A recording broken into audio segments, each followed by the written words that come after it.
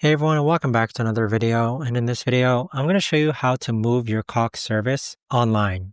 Now, this video is going to be particularly useful for individuals. Let's say that you're moving apartments or homes and you want to transfer your Cox Internet to a different location.